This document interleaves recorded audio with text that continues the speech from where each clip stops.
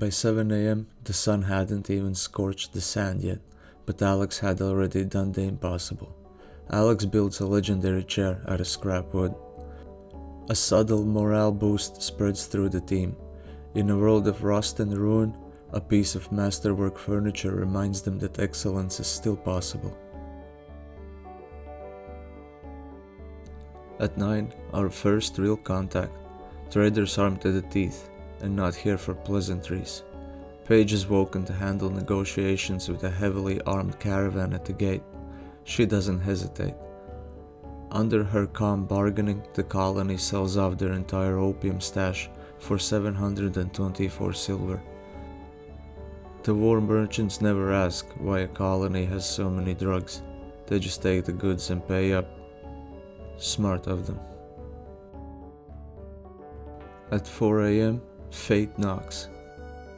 A priority transmission flickers through on the comms console. An Imperial mission offer. The reward? A rare healing draught and a brass lion statue. The catch?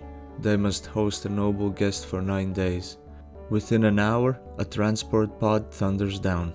Out steps Lilith Luxembourg, a high baroness in exile. She's ancient, chrono age 805 years, yet moves with lethal grace. An exiled researcher turned sharpshooter, Lilith is incapable of menial work, and her eyes show nothing but cold purpose.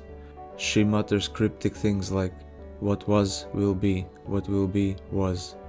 The Bastion scrambles to prepare a proper bedroom for her fast. By mid-afternoon, Alex lays the final slate block into place. At last, the Hollow Bastion is fully enclosed by stone embrasures and walls. What was once a flimsy camp is now a defensible stronghold. Dust and sweat streak Alex's face. He doesn't show pride openly, but as he surveys the unbroken perimeter, a quiet satisfaction radiates from him.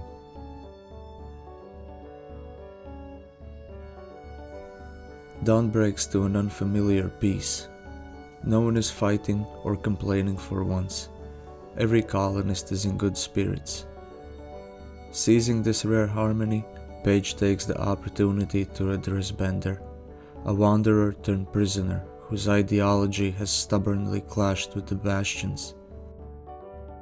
In a calm, persuasive talk, she finally convinces him to abandon his old beliefs and accept the Bastion's creed. Relief and defeat mingling in his eyes as he nods. Paige's influence in the group deepens. Paige makes a toast. Gratitude, she says softly, builds more than walls. The words hang in the air, inspiring a few teary smiles. Paige and Alex stand together in the canteen and exchange vows. The rough wooden walls are hung with a few hastily gathered flowers. The entire colony gathers to witness the impromptu ceremony. Even Lilith watches from a distance, arms crossed, expression unreadable. Wilbur, the quirky pig-handling refugee, claps his hooved hands in the brief moment of joy. In this grim world, this union feels like a beacon of hope. As evening approaches, the colony bestows a new honor on Paige. Recognizing her wisdom and the need for leadership, they officially name her Archivist of the Hollow Bastion Accord. She will record their history, maintain their laws, and guide ideological sessions. Paige accepts with a modest bow. She's not just tending wounds anymore, she's tending the soul of the colony. Everyone feels a bit more organized and helpful, knowing someone is keeping track of their story. Paige and Alex retire to their quarters together for the first time. There's no grand wedding night party, they're too exhausted. But as they lay on their shared bed and listen to the distant wind, there's a profound comfort. They have each other. In the dark, Paige whispers a promise that whatever comes, they'll face it side by side. Alex squeezes her hand. For a few hours, they sleep deeply, immune to the world's cruelties. Food supplies run critically low. Determined to provide, Blas grabs a rifle at dawn and slips out to hunt a herd of Muffalo spotted on the horizon. He lines up a shot on the biggest one. Crack. The shot wounds but doesn't kill. In an instant, 8 massive Muffalo turn from grazing beasts to a wall of rage. They charge. Blas's stomach drops. He's kicked the wrong hive. Blas sprints back towards the Hollow Bastion, Muffalo herd thundering behind him. Paige braces at the corner of the main wall, revolver drawn, yelling for Blas to hurry. Alex races to finish a crucial barricade, a single slate door that would have sealed the main entrance, but he's out of time. The Muffalo are too fast.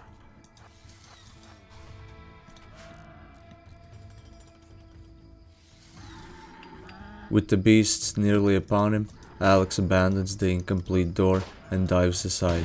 The enraged Muffalo flood the courtyard.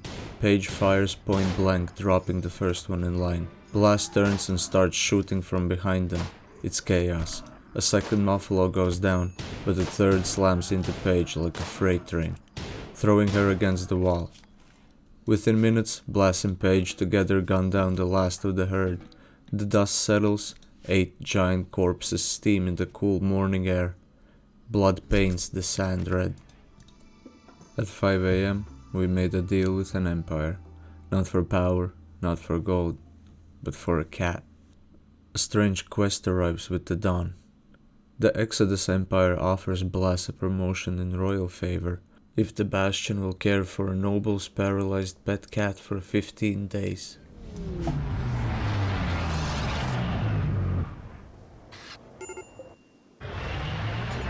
They place the helpless feline in Lilith's unused bed. She never sleeps there anyway. Metro purrs faintly. For the next 2 weeks, this cat will be their silent Imperial guest. While others scramble with daily tasks, Alex remains laser focused on research. Late tonight, he completes the smithing project. The colony can now work steel and make their own weapons. Every advance they've planned, guns, ammo, armor, starts here. Alex files the notes neatly and without celebration pulls out the next research project. As the colony sleeps, he pushes on, lamplight flickering on his tired but determined face. Thanks to him, Hollow Bastion's future grows a bit brighter. The first smithy is built, and with it comes a new chapter for the Bastion. Under Alex's guidance, a forge is lit despite the drizzle outside. Lisa rolls up her sleeves and begins hammering metal. By midday, she has crafted 3 steel helmets, crude but protective. Paige takes the very first one and dons it, stepping out into the pouring rain to test the horizon for threats. The sight is striking, her once uncovered head now shielded by dark steel. Droplets of water running off the brim. A small cheer goes up, but no longer bare to the world. Using scavenged cloth and Muffalo wool, the team assembles 3 sets of padded armor. They're stitched together by Lisa's skilled hands. The finished suits aren't pretty, quilted patches of old shirts and Muffalo hide, but they cover vital areas well. By afternoon, Blas, Paige and Alex each wear this new armor over their dusty clothes. The gear is hot and itchy, but as they move and practice aiming their weapons, they feel a newfound confidence. They look less like victims of circumstance and more like a small militia gearing for war. Night falls but no one rests. Fueled by the day's successes, they channel that energy into tidying up the base. Alex and Blas lay down the concrete floor in the workshop and the walk-in freezer, replacing the mud with steel. Paige organizes the stockpiles onto proper shelves in the freezer, ensuring food is stored efficiently and off the ground. It's tedious work done under lantern light, but it transforms the cramped base into a cleaner, more livable space. Every stone they place, every shelf they erect, it's a claim. This is our home, and it will endure. 2 hostile blips appear over the horizon. Julio Gibson, a bandit foreman with a bolt-action rifle. and Christina Pollard, a renegade bureaucrat wielding an old Enfield. They belong to the Hollow Bastion bandits, and they think a rainy morning is perfect for an ambush. But Blas spots movement through the mist. As the pair creep closer, Blas takes position by his sandbag. Thunder cracks, his first bolt shot catches Julio in the chest. The man falls face first into the mud, dead before he knew what hit him. Christina lets out a panic curse and opens fire, but her shots go wild. Blas chambers another round unfazed. 3 shots later, Christina is on the ground clutching a shattered arm and a bleeding gut. A shout echoes from the jail. Bender, once converted but never truly trusted, has snapped. Maybe it was the days in confinement, but he's making a run for it. Blas doesn't hesitate. He never does. The bullet catches Bender in the side, tearing through his liver. Bender collapses to the dirt, shock in his eyes. Within minutes he's gone, the life bleeding out of him along with any second chances.